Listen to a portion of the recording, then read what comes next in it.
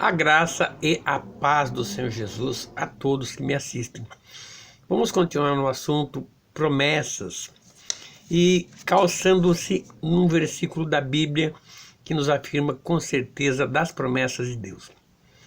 Números capítulo 23, versículo 19. Deus não é homem para que minta, nem filho de homem para que se arrependa. Acaso ele fala e deixa de agir? Acaso promete e deixa de cumprir? Esta é a promessa de Deus. Ele não deixa de cumprir aquilo que ele prometeu. Conforme eu falei em capítulos anteriores, a Bíblia é cheia de promessas, mas para o povo de Israel. Se nós analisarmos até no Segundo Testamento, se fala que essas promessas são para eles, para os judeus, para os filhos de Israel. E a promessa tem se cumprido até agora. Mas, no entanto, nós queremos também ser descendente dessas promessas. Então existe lá, nós também somos filhos de Abraão, toda promessa que foi feita para Abraão é para nós. Nós seremos os donos da terra, nós viveremos do melhor dessa terra. E no entanto, não é assim. A promessa é para eles, não é para nós. A única promessa verdadeira e real é esta aqui, 1 João capítulo 2, versículo 25.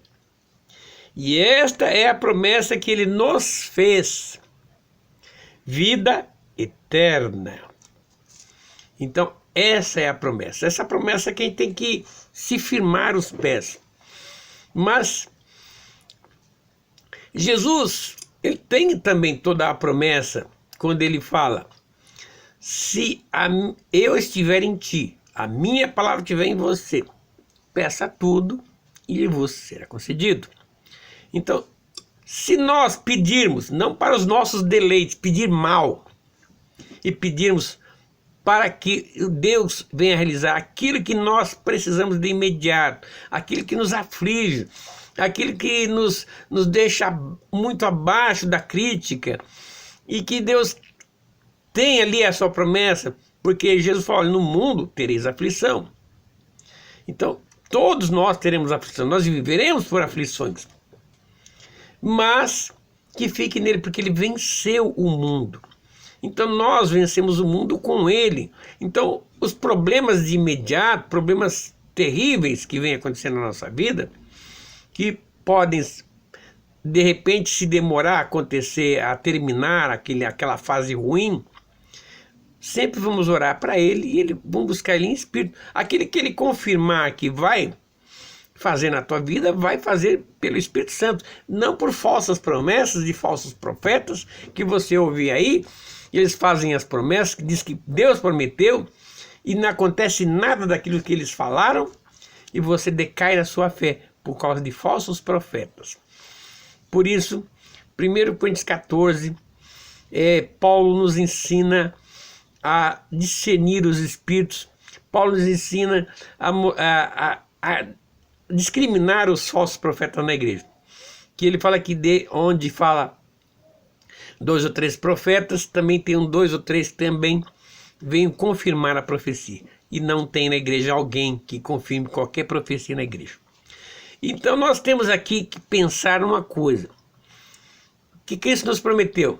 Se nós estivermos nele e a sua palavra estiver em nós, ele vai conceder aquilo que nós precisamos, mas coisas que não sejam para o nosso deleite, não pedindo mal. Ah, Jesus, eu quero um carro, eu quero uma casa melhor que esta, eu estou morando na favela, eu queria uma casa não sei aonde. Então, não sendo para os deleites de Jesus, vai conceder. Então, eu, por exemplo, quando eu pedi para Deus aquilo que eu precisava realmente, aquilo que eu sentia que não era desejo da minha carne, mas sair de uma certa situação, de um certo problema, e o pão na mesa que Deus prometeu, estando eu dentro do mandamento, Deus me concedeu. Quando eu estava fora do mandamento, eu não recebi. Então, por isso, temos que ver as promessas bíblicas foram para o povo judeu. A única promessa é esta, que Deus deu vida para nós, vida com abundância, a promessa das moradas celestiais. E aquela aprovação que nós tivemos passando, por exemplo, a maioria dos cristãos são pobres. Dificilmente se encontra um cristão bem de vida. Pode ter os moderados, mas bem de vida não tem. Ah, aquele fulano é rico. Se ele for rico, ele vai ser que nem o outro rico lá. Vende tudo que tens e dê aos pobres e me segue. Isso, o rico não entrará no reino dos céus. Então, por isso, nós temos que pensar que nós vamos viver essa vida. Nós vamos passar por essa aprovação, para sermos aprovados por Jesus. Sem murmurações, como o povo de Israel esteve no deserto e murmurou, e por isso não receberam a promessa.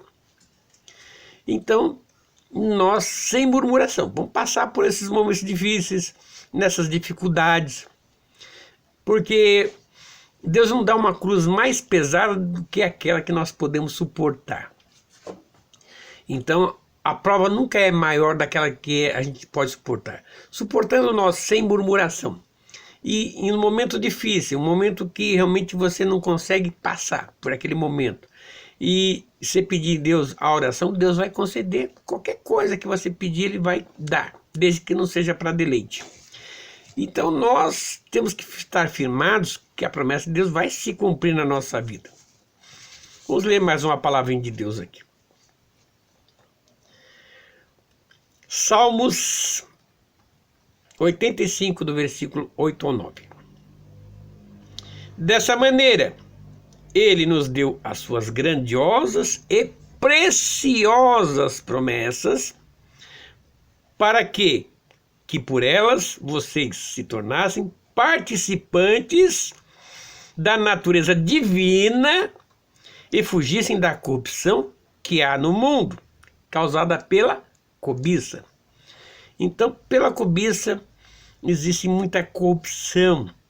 Agora, se a gente for participante da graça que Jesus deu, do Espírito Santo que Ele nos prometeu com certeza, o Espírito Santo que consola a gente em todo momento, em qualquer situação, Ele deu essas grandiosas e preciosas promessas que nos vai levar para a vida eterna. Então, tudo aquilo que nós passamos aqui, nós passamos com louvor, porque sabemos que quem consola a gente é o Espírito Santo. Aqueles que não têm o consolo do Espírito Santo, eles ficam nesses problemas aí, nessas aflições. Então eles vivem essas grandes doenças que nós estamos vendo agora, em que a esperança desaparece, o desejo de viver também desaparece, alguns pensam em suicidar-se, mas, no entanto, nós não passamos por isso, porque nós somos consolados pelo Espírito Santo. Vamos continuar aqui ainda. 2 Pedro, capítulo 1, versículo 4. O seu reino é reino eterno, e o seu domínio permanece de geração para geração. O Senhor é fiel em todas as suas promessas, e é bondoso em tudo naquilo que Ele faz. Então, a minha geração, a geração da minha filha, se permanecer na palavra de Deus, vai ser uma geração abençoada. Uma geração em que as orações serão atendidas. Porque provação todo mundo tem, até rico tem problema. Rico tem problema aí, câncer que não consegue resolver, passa nos melhores médicos, morrem nas suas aflições porque não tem conhecimento de Deus. Mas Deus é fiel em todas as suas promessas. O que Ele prometeu para nós está cumprindo. Então a promessa do Consolador está presente todos os dias na vida de todo cristão. Eu mesmo às vezes sou assolado por espíritos que querem me incomodar, espíritos que querem me colocar para baixo. E sempre eu sou consolado no Espírito Santo, porque eu oro e realmente expulso esses demônios que me atormentam.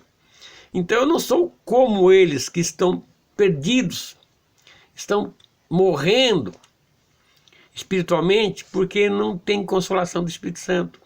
Então que Deus venha abençoar a tua vida até o próximo capítulo.